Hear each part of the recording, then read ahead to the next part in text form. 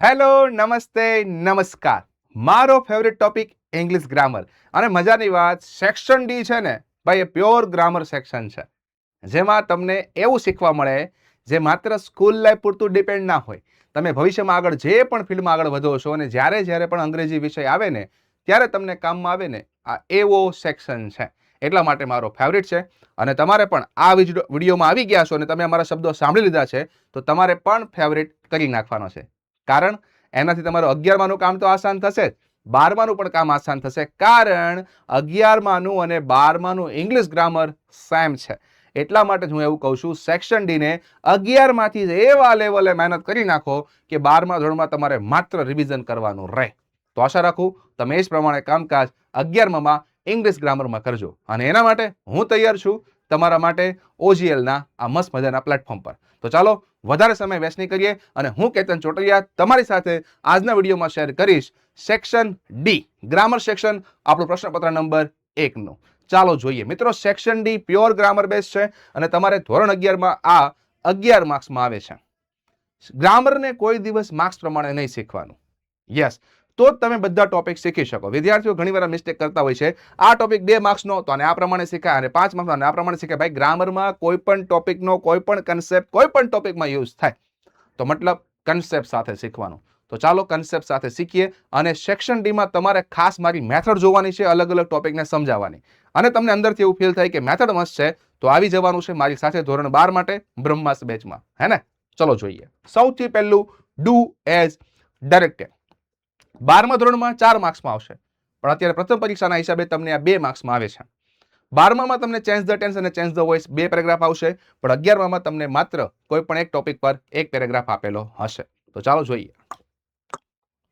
અરે વાહ, 4 લાઈનનો પેરેગ્રાફ છે, જોઈને ગભરાવાનું નથી. મેં તમને ઇઝીલી સમજાય એના માટે મેં ડિવિઝન પાડેલું છે, તરત તમને ખ્યાલ આવે. હવે હું તમને સાવ ઈઝી મેથડથી કરાવીશ. સૌથી પહેલા તમારે કામ કરવાનું એ રહેશે કે આ ટોપિકને તમારે કયા સેક્શનમાં કયા ટોપિકમાં ચેન્જ કરવાનો છે.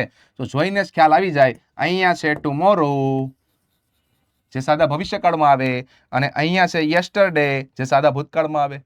અહીંયા છે વિલ બી, જે સાદા ભવિષ્યકાળનું ટુ બી છે, અને અહીંયા છે વોઝ, જે સાદા ભૂતકાળનું ટુ બી છે. એનો મતલબ સાદો ભવિષ્યકાળ તમને ઉપર દેખાય છે, જેને તમારે સાદા ભૂતકાળમાં ફેરવવાનું છે. બસ એનો મતલબ આ ટોપિક તમારો ચેન્જ ધ ટેન્સ છે. તો ચાલો ઈઝી રીતે તમને હું સમજાવું. યસ, જે પેલું વાક્ય આપ્યું હતું એ મેં તમને આપી દીધું. બાકીના 3 વાક્ય જોવાના છે. ચેન્જ ધ ટેન્સમાં ફેરફાર ક્યાં થાય? એક તો સહાયકારક ક્રિયાપદમાં, બીજું ફેરફાર થાય કાળદર્શક શબ્દમાં, ત્રીજો ફેરફાર થાય જો પેસિવ વોઇસ હોય તો ટુ બી ના રૂપમાં. બસ આ 3 ફેરફાર થાય છે. જોઈએ ચલો. પિંકેશ એન્ડ હિઝ ફ્રેન્ડ, ભાઈ આ કરતા છે એમાં કોઈ ચેન્જ ધ ટેન્સમાં ના થાય, એટલે આ ભાગ બેઠે બેઠો જો આવ્યો. જે ભાગમાં ફેરફાર નહીં હોય એ તમને યલો કલરમાં આપીશ, અને જે ભાગમાં ફેરફાર હશે તમને બ્લુ કલરમાં આપીશ. ભાઈ આ રીતે તમને આખા યુટ્યુબમાં ફરી લેવાની છૂટ તમને ક્યાંય શીખવા નહીં મળે. એક એક ટુકડો સમજાવું છું. અહીંયા છે વિલ બી. વિલ બી સાદા ભવિષ્યકાળનું ટુ બી છે, મારે સાદા ભૂતકાળમાં ફેરવવાનું છે. હવે આગળ કરતા પિંકેશ અને હિઝ ફ્રેન્ડ 2 આપેલા છે, એટલે તમારે કાં તો લેવું પડે વોઝ અથવા તો વેર સાદા ભૂતકાળના ટુ બીમાં. પણ અહીંયા 2 કરતા હોવાથી તમારે કમ્પલસરી લેવું પડે વેર. ઓન ધ ગ્રાઉન્ડમાં કોઈ ચેન્જ નહીં. જોઈ લો, જે ભાગમાં ચેન્જ નથી એ યલો કલરમાં, જે ભાગમાં ચેન્જ છે એ બ્લુ કલરમાં. આવી મેથડથી તમને આખા યુટ્યુબમાં ક્યાંય શીખવા નહીં મળે. મારી મેથડ સારી લાગે તો વિડીયોમાં કમેન્ટ સેક્શનમાં કંઈક તો મારા માટે 100% લખજો. કારણ તમારી કમેન્ટ વાંચીને મને ઉત્સાહમાં વધારો થતો હોય છે, મને મોટિવેશન મળે, અને એ મોટિવેશનથી તમારા માટે હું નવી મેથડથી વિડીયોઝ લાવતો હોઉં છું. એટલા માટે તમારી કમેન્ટ ઇમ્પોર્ટન્ટ છે. That's why your comment is important. Yes. Next, ધેમાં કોઈ ફેરફાર નહીં. ભાઈ વિલ પ્લે સાદો ભવિષ્યકાળ એક્ટિવ વોઇસ છે, મારે સાદા ભૂતકાળમાં ફેરવવાનું છે, એટલે મારે આનું કરવું પડશે V2. તો વિલ પ્લેનું થશે પ્લેડ. ભાઈ આ ભાગ સૌથી મહત્વનો. સમ ગેમ્સ ધેરમાં કોઈ ચેન્જ નહીં. ત્યારબાદ ધેમાં they will attend once again સાદો ભવિષ્યકાળ એક્ટિવ હોય છે, મારે V2 કરવું પડશે, તો વિલ અટેન્ડ થશે attended. A musical programme of blind people in the evening કોઈ ચેન્જ નહીં. ભાઈ તો આ રીતે ચેન્જ ધ ટેન્સમાં માત્ર તમારે સહાયકારક ક્રિયાપદ અથવા તો ક્રિયાપદ અથવા તો ટુ બી જ ચેન્જ કરવાના હોય છે. આઈ હોપ તમને 100% આ સમજાઈ ગયું હશે.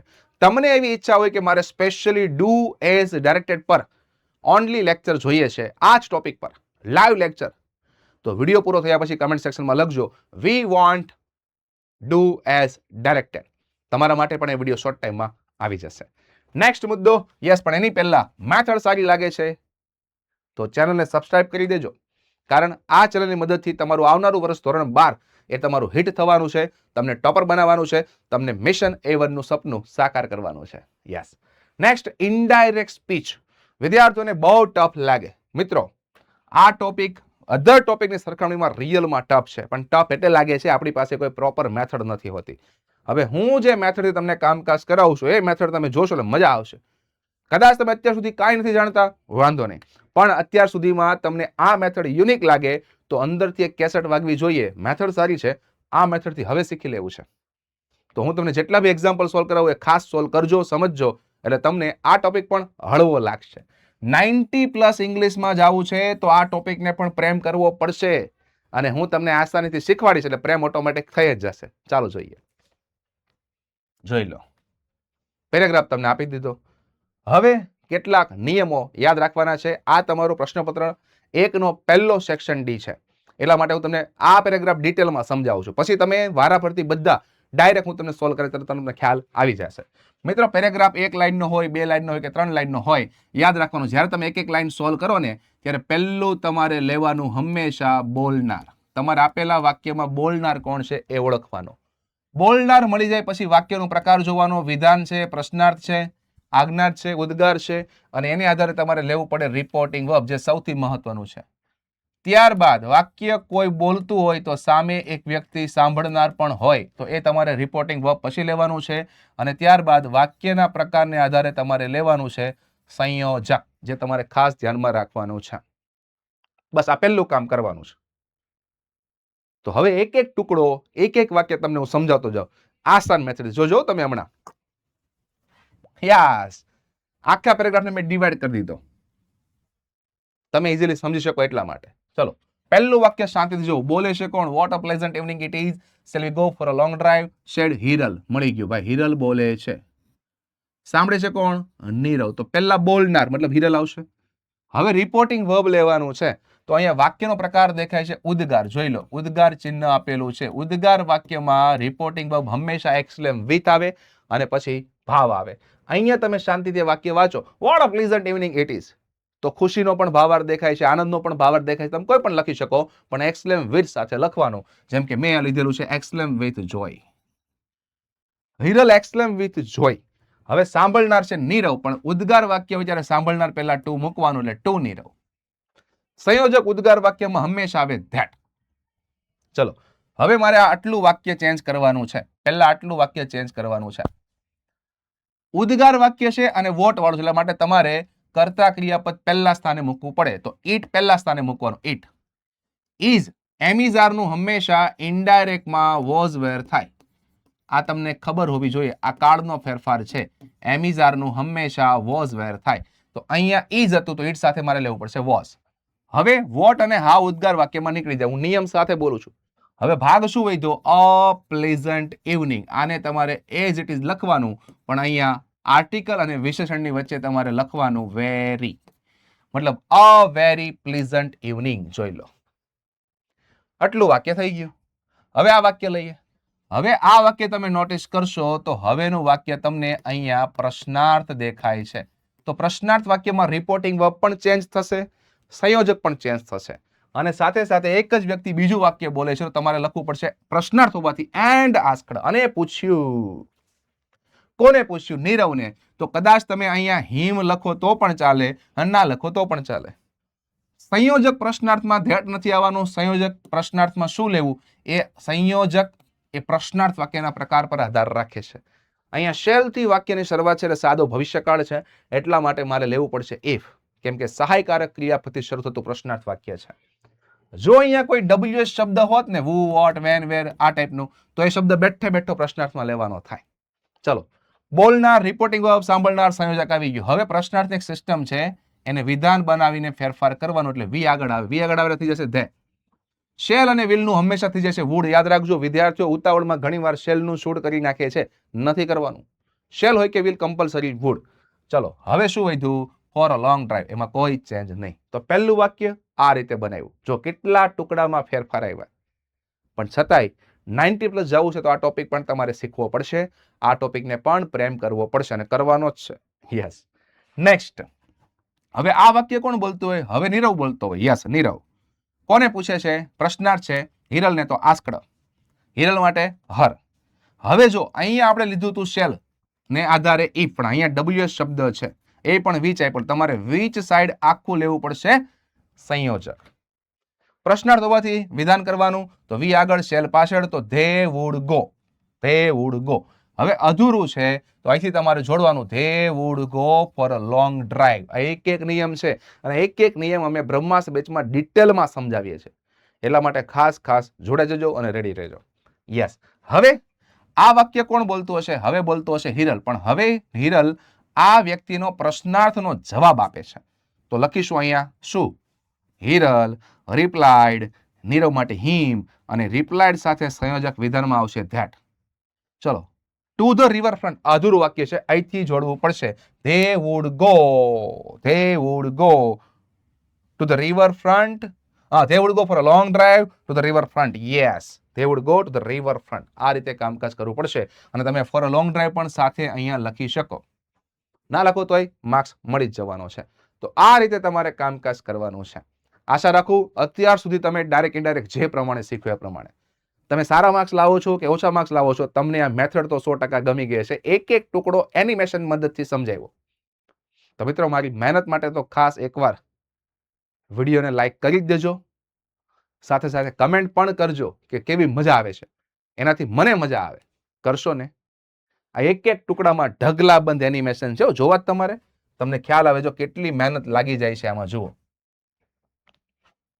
જુઓ જુઓ, તમને ખ્યાલ આવે કેટલી મહેનત લાગે. જોઈ લો, એક સ્લાઇડમાં 25 એનિમેશન ગોઠવેલા છે. એક એક ટુકડાને ડિટેલમાં ધ્યાનથી કરાવેલું છે. તો તમારે એટલીસ્ટ મારા માટે એક કમેન્ટ તો કરવી જ પડે. તો હવે મેઇન મુદ્દો છે, મેથડ જોરદાર છે, ટીચિંગ સ્ટાઇલ મસ્ત છે અને માત્ર ઇંગ્લિશની જ નહીં બધા જ ફેકલ્ટીઝ તમારા માટે જોરદાર મહત્વના OGL-માં છે, ઓશન જ્ઞાન લાઈવમાં છે. તો હવે તમારે એક ડિસિઝન ફાસ્ટ લેવાનું છે, બ્રહ્માસ્ત્ર બેચમાં જોડાવાનું. કારણ પપ્પાને પોસાય. આ મોંઘવારીના સમયમાં કોઈ પણ વાલીને ગમે ને એવી અમાઉન્ટમાં અમે આખું વર્ષ વિદ્યાર્થીઓ માટે પ્લાનિંગ કરીએ છીએ. અને મજાની વાત, આ બેચની સાથે સાથે અમે તમને હેન્ડ રિટન બુક પણ આપીએ છીએ. આ બેચની સાથે સાથે અમે તમને IMP બેચ પણ આપીએ છીએ, પેપર સોલ્યુશન બેચ પણ આપીએ છીએ. એટલા માટે that is why this batch is important for you, not only for class 11, class 12 માટે પણ એટલું જ મહત્વનું છે. તો ખાસ ડિસિઝન લો. 11મા ધોરણના મેચ્યોર વિદ્યાર્થીઓ છો, તમે શિક્ષકોની મેથડને પ્રેમ કરીને આ કોર્સમાં જોડાઈ શકો. Next, complete the sentence. ભાઈ ફંક્શનમાં તો પૂરા માર્ક્સ લઈ લેવાના. યસ, જોઈએ ચલો. Had Urvashi invited Jignesh. Condition in the past. Had થી વાક્યની શરૂઆત થઈ અને અહીંયા મને આપેલું છે ઇન્વાઇટેડ V3. ભાઈ આગળના ઓપ્શન જોયા વગર તમે મારી સાથે જોડાયેલા છો, તમને યાદ રહેવું જોઈએ. હવે અહીંયા શું આવશે સાંભળજો. કાં તો આવશે વુડ, કાં તો આવશે કુડ, કાં તો આવશે માઇટ, પછી કમ્પલસરી આવશે હેવ અને પછી કમ્પલસરી આવશે V3. ચલો, આ ઓપ્શન જોયા વગર ક્લિક થવી જોઈએ. હવે મેં લખ્યું એ પ્રમાણે ઓપ્શન જોવાના છે. વિલ તો આવવાનું જ નથી, મેં લખ્યું એ પ્રમાણે ગયું. વુડ આવવાનું છે, યસ. વિલ નથી આવવાનું, ગયું. વિલ નથી આવવાનું, ગયું. એલા ભાઈ સિમ્પલ થઈ ગયું. ખાલી વુડ આવે ખબર હતી ને તોય મને જવાબ મળી ગયો. બાકી વુડ જો 3 ઓપ્શનમાં આપ્યા તો પાછળ હેવ જોવાનું અને એના પછી જોવાનું V3. બસ આ રીતે સોલ્વ કરવાનું. આ પાવર છે બ્રહ્માસ્ત્ર બેચમાં ભણાવતા શિક્ષકોની મેથડનો. Yes. Next, Ram came to me. Solving purpose. 7 પ્રકારના કીવર્ડ આવશે. So that, in order that, that, in order to, with view to અને ફોર. જો તો કયું આપ્યું છે. અરે વાહ, મજા આવશે આમાં ભાઈ. ઇન ઓર્ડર ધેટ પણ આપેલું છે જે આનું કીવર્ડ છે. વિથ વ્યૂ ટુ આપેલું છે જે આ ફંક્શનનું કીવર્ડ છે. ઇન ઓર્ડર ટુ આપેલું છે ફંક્શનનું કીવર્ડ છે. સો ધેટ પણ આપેલું છે, કીવર્ડ છે. હવે તમને આ કીવર્ડ્સનો ડિફરન્સ ખબર હોવો જોઈએ. ચાલો સમજાવું. મિત્રો, ઇન ઓર્ડર ધેટ પછી ડાયરેક્ટ ક્રિયાપદનું V4 કોઈ દિવસ આવતું નથી, એટલા માટે આ ઓપ્શન ખોટો. વિથ V2 પછી હંમેશા V4 આવે છે, જે અહીંયા આપેલું છે, એટલે 100% સાચું છે. છતાંય બાકીના ઓપ્શન જોઈ લઈએ. ઇન ઓર્ડર ટુ પછી હંમેશા V1 આવે, પણ અહીંયા V4 આપેલું છે, એટલા માટે આ ઓપ્શન પણ ખોટો. સો ધેટ પછી મોડલ ઓક્સિલરી આવે, જે આપેલી છે, મતલબ આ ઓપ્શન સાચો છે. પણ આ ઓપ્શન સાચો છે કે નહીં એ જોવા માટે તમારે ઉપર વાક્યમાં જવું પડશે. અહીં આપ્યું છે કેમ ક્રિયાપદનું બીજું રૂપ. મિત્રો યાદ રાખજો, so that, in order that અને ધેટ, એમાં આગળ પાછળ બે બાજુ વાક્ય આવે છે, પણ એ બે બાજુ વાક્ય બેલેન્સ હોવા જોઈએ. જો અહીંયા વર્તમાન કાળ છે તો અહીંયા તમારે shall will can may plus V1 લેવાનું. અહીંયા ભૂતકાળ છે તો food wood might plus V1 લેવાનું. અહીંયા ભૂતકાળ છે, મતલબ અહીંયા ભૂતકાળ છે તો મારે અહીંયા કુડ વુડ માઇટ લેવું પડે, પણ અહીંયા કેન આપ્યું છે, એટલા માટે ઓપ્શન ડી જવાબ નહીં આવે. Option B is the right answer. બસ આ રીતે સમજૂતીથી કામકાજ કરો ને, માર્ક્સને આવવું જ પડે. માર્ક્સ મજબૂત થઈને રિઝલ્ટમાં આવે ભાઈ, તમારે લાવવા ના પડે. યસ. નેક્સ્ટ, યસ, જે પેપર તમને અત્યારે મળી રહ્યા છે બધા સબ્જેક્ટના, એ તમારે વાંચવા માટે જોઈતા હોય તો બહુ સિમ્પલ છે. આપણે એપ્લિકેશન ડાઉનલોડ કરો, QR કોડ સ્કેન કરીને તમે સબ્જેક્ટ વાઇઝ પેપર મેળવી શકો છો. તો તમે જેમ બને એમ જલ્દીથી આ ડિસિઝન લેજો, કારણ આ 5 પ્રશ્નપત્રોથી તમારો પ્રથમ પરીક્ષાનો કોન્ફિડન્સ એક અલગ લેવલે જવાનો છે, એક અલગ લેવલે મળવાનો છે, એટલા માટે ખાસ જોઈ લેજો. ચલો આગળ વધીએ. Next topic, combine the sentence, જેને આપણે સિન્થેસિસ કહીએ છીએ, કનેક્ટર બી કહીએ છીએ. તો આ ટોપિકમાં તમારે થોડું શાંતિથી સમય આપવાનો. 3 વાક્ય આપ્યા છે અને શાંતિથી સમજવાના, ગુજરાતી પણ કરી શકો. હવે તમારે આ 3 વાક્યોને પ્રોપર રીતે જોડવાના છે અને એક મસ્ત મજાનો પેરેગ્રાફ બનાવવાનો છે, જેના તમને 2 માર્ક્સ મળવાના છે. અને આ ટોપિક 12મા ધોરણમાં 3 માર્ક્સમાં આવવાનો છે. તો આ ટોપિક પણ વિદ્યાર્થીઓને ઘણીવાર અઘરો લાગતો હોય છે, પણ મહેનત કરો ને તો થઈ જાય, આસાન જ હોય છે. જુઓ, Gandhiji is known as the father of our nation. ભાઈ આપણા રાષ્ટ્રના પિતા તરીકે જાણીતા છે. કોણ? Gandhiji. He was Born in Porbandar. પોરબંદરમાં જન્મ્યા હતા. It is situated near ocean. સમુદ્ર નજીક આવેલું છે. હવે શાંતિથી નોટિસ કરો ને, ત્યાં તમને ગ્રામરનો મુદ્દો મળી જાય. પહેલું જે વાક્ય આપ્યું છે એ જ વાક્યમાં જે ગાંધીજીની વાત થયેલી છે એ બીજા વાક્યમાં હી કર્તા તરીકે ઉલ્લેખ થયેલો છે. મિત્રો અહીંયા વ્યક્તિનું વર્ણન થયેલું કહેવાય, જેના માટે આપણી પાસે સંયોજક છે વુ. તો પહેલું અને બીજું વાક્ય વુની મદદથી જોડાશે, પણ ધ્યાનમાં રાખવાનું એ છે જે આ હી આપેલું છે એનો સમાવેશ આ વુની અંદર થઈ જાય કે જે, એટલા માટે હી મારે કાઢી નાખવું પડશે. હવે નાના મોટા ફેરફાર કરવા પડે. ચલો, પહેલું બીજું વાક્ય જોડાઈ ગયું ને એક વાક્ય બની ગયું. હવે પોરબંદરની વાત જે બીજા વાક્યમાં આપેલી છે એનો ઉલ્લેખ ત્રીજા વાક્યમાં ઈટ સ્વરૂપે થયેલો છે. તો હવે આ બે વાક્યને જોડવા માટે મારે મૂકવું પડશે વસ્તુ માટે, સ્થળ માટે વિચ, અને વિચ થી જયારે જોડી ત્યારે મારે ઈટ કાઢી નાખવાનું. જોઈ લો જવાબ. બસ આ રીતે સમજીને કામ કરવાનું, અઘરું જરાય નથી. તો 3 વાક્ય હતા જેને મેં પ્રોપર 2 સંયોજકની મદદથી જોડ્યા અને મેં 2 માર્ક્સ લઈ લીધા. મિત્રો જરૂરી નથી કે તમે હુ અને વિચ થી જ આ વાક્ય જોડો. તમારી પાસે કોઈ અલગ કન્જંક્શન છે તો તમે એનીથી પણ જોડી શકો, પણ કન્ડિશન એક છે, આ 3 વાક્ય જે પ્રોપર ભાવાર્થ ધરાવે છે એ પ્રોપર ભાવાર્થ જળવાવો જોઈએ. કંઈક નવું જ ગુજરાતી નથી કરવાનું. આ ખાસ ધ્યાનમાં લેજો ને આ પ્રમાણે કામ કરશો એટલે માર્ક્સ આવે આવે અને આવે. ચલો નેક્સ્ટ, એડિટિંગ. આ પણ મુદ્દો એવો જ છે, ગ્રામરમાં ચોકસાઈ લાવવા માટે ગવર્મેન્ટે આ ટોપિક તમારા સિલેબસમાં રાખ્યો છે. ચાલો જોઈએ. નયન સ્ટડીઝ ઇન ધ સ્ટાન્ડર્ડ. ભાઈ 10મા ધોરણમાં નયન અભ્યાસ કરે છે. હી ઇઝ ખાલી જગ્યા. અહીંયા એ એન ધની ખાલી જગ્યા આપેલી છે, તો તમારે ટોપિક ખાસ સમજવાના. આર્ટિકલ. જો એક સવાલ તમને કહું મહત્વનો, જો આગળનો ટોપિક હતો સિન્થેસિસ, મતલબ સંયોજકની મદદથી 3 વાક્ય જે આપણે જોડ્યા એ કમ્બાઇન ધ સેન્ટેન્સ.